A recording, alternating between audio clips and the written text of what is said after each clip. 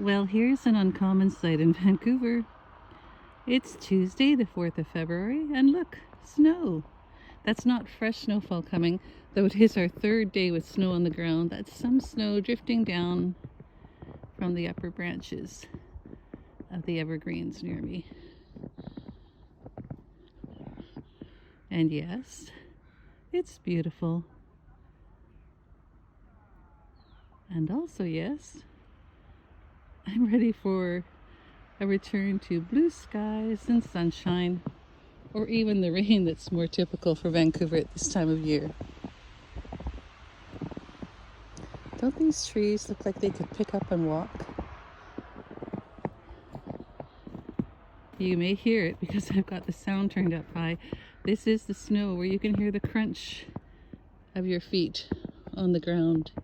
And here's spring's promise.